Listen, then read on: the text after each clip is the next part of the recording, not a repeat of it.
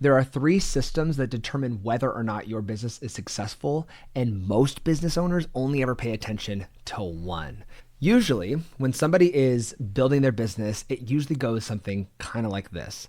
I've got some attention over at my Instagram, and from there, I think that I can then sell a product for some cash. And from there, maybe I'm going to collect their email address, and let's see if I can draw a proper email. There we go. That's mail, right? I can get their email address, and then hopefully then I can announce some more things and then maybe sell some more things. That would be an incredible start. However, I don't even see people this advanced. Usually it's just like, I think I have people on Instagram. I think I bought this ad campaign from this one guy over on Google Ads, or I think I bought, it's all this I think. I have no structure, and it leads to people feeling chaotic and having no idea how to grow their business. Okay. There are 3 classes that I want you to get an A+ in if you are going to be a thriving business owner this year. Okay. Your first A+ that you need to get is in marketing. You say, Jared, I knew that. Well, fine. Fine. I just want you to be good at it. Okay. So your first A+ you need to get is going to be in marketing. What does that mean? That means driving attention to your business. You can do that through Instagram. You can do that through Google Ads. You can do that through Meta Ads. You can do that through SEO. There's tons of different ways that you can drive eyeballs to the business. I want you to remember marketing when you think of eyeballs to the business. Okay, there we go. It's a beautiful little eyeball. Eyeballs to the business, okay, is marketing.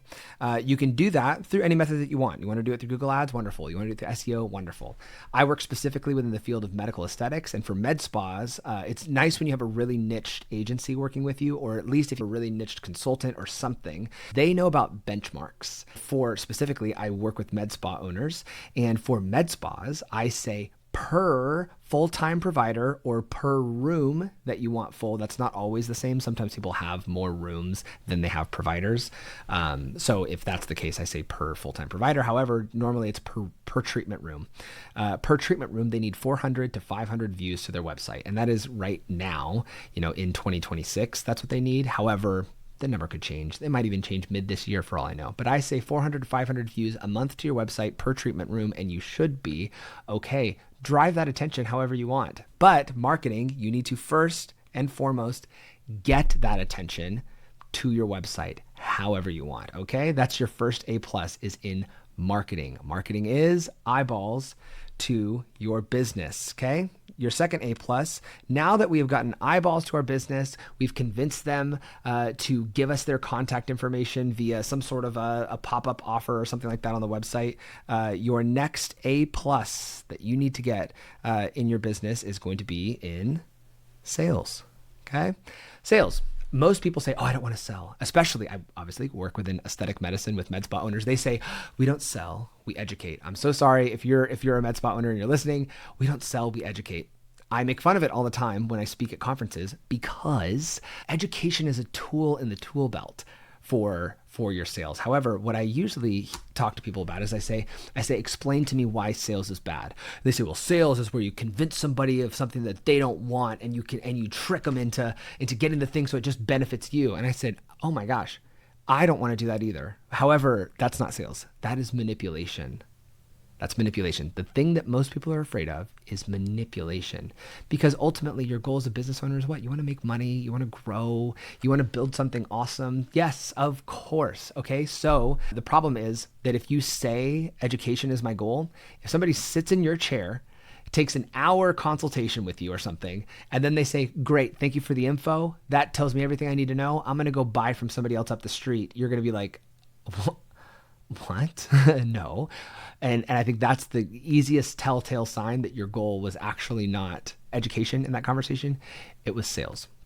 Now, your sales starts with a solid offer. So generally, if it's a brand new client, giving them some sort of intro offer is excellent. So again, we'll keep using the med spa industry or the aesthetic medicine industry. I always encourage them to have, and people will fight me on this. They'll say, oh, I don't give discounts out. I said, no problem, you don't have to. But I'll say that this is the highest converting offer that I've seen in the industry as of recently. Is I just tell people, hey, look, just do $50 off your first treatment.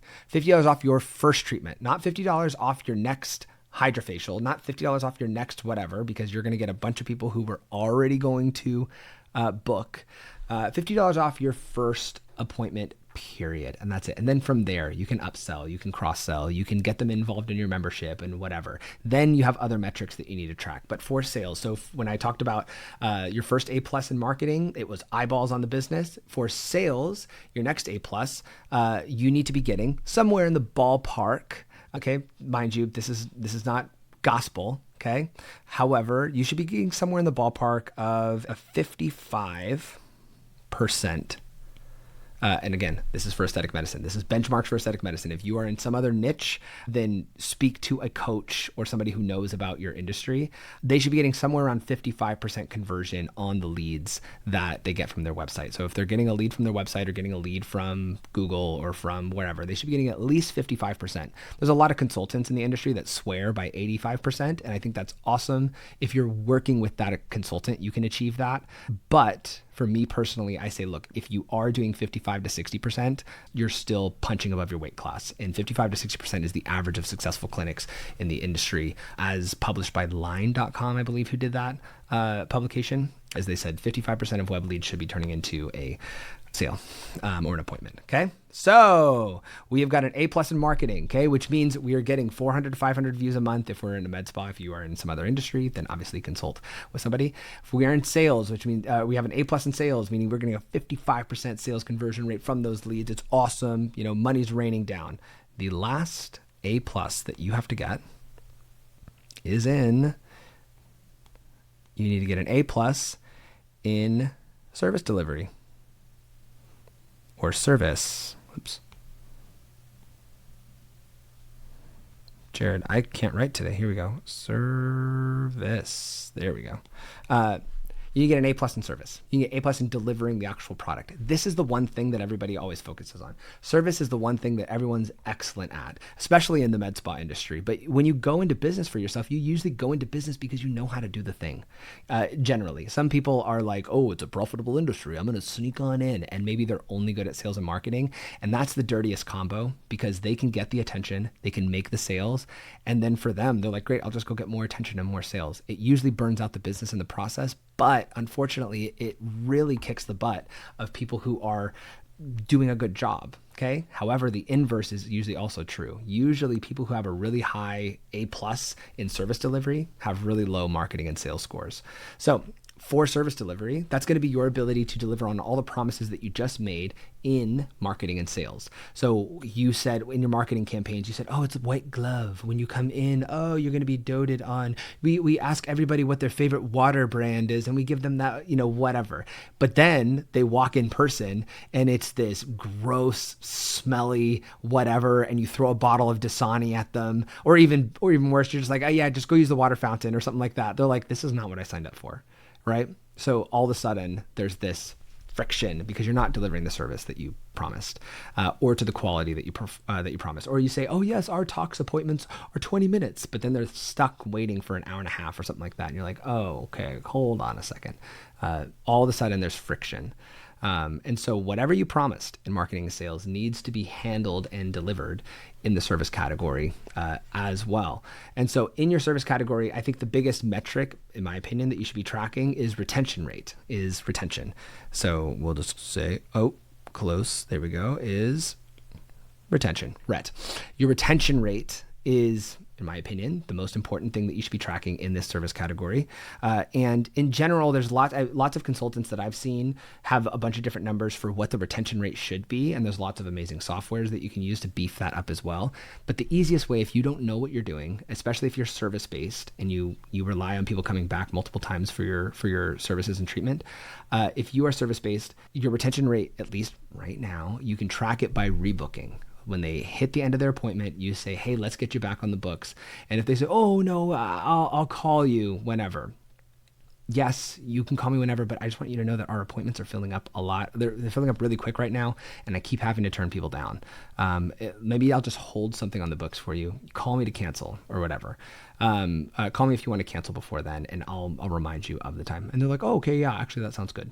If you can get your patients, if you're in a med spa, or your clients, if you're in any other business, in the habit of rebooking right at checkout, it's going to give you much more predictable growth, and it's going to give them good outcomes. You're clearly good at what you do if you launched a whole entire business and you're betting on yourself for this thing. Okay, your retention rate in the med spa space, again, if you're in any other niche, please ask a consultant, should be somewhere in the ballpark of 75%.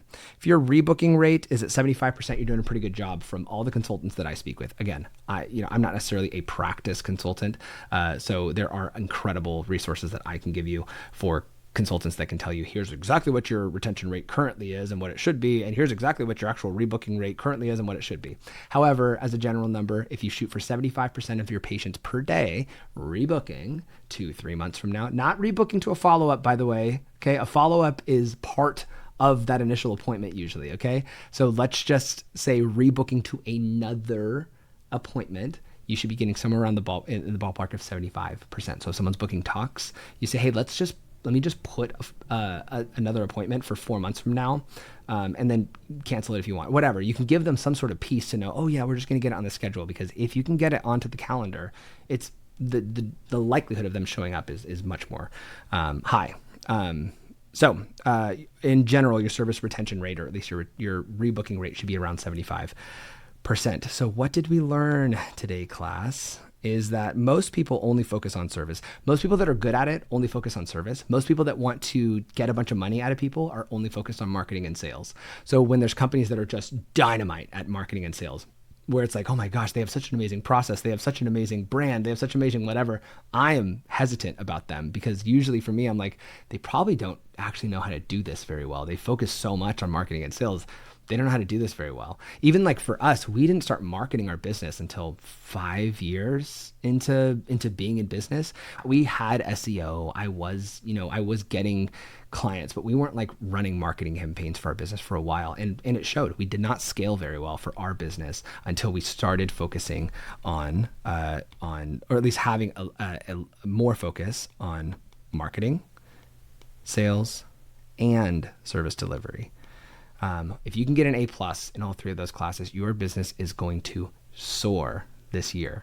And if you have any comments, I would love to hear what you guys think about that. I'm going to be talking a lot more about this kind of content, so feel free to subscribe. Send a comment below on which of these 3 classes you're stuck in. If you're like, oh my gosh, I'm stuck in the sales category, or oh my gosh, I'm stuck in the marketing category, or Jared, what you said really rung true about sales, that I'm too insecure about it. I'd love to have a dialogue about it down here in the comments, or even feel free to send me a DM. So hit that subscribe button, go down there and make a comment. Make sure that you give this a like if this helped you out, and we'll see you next time.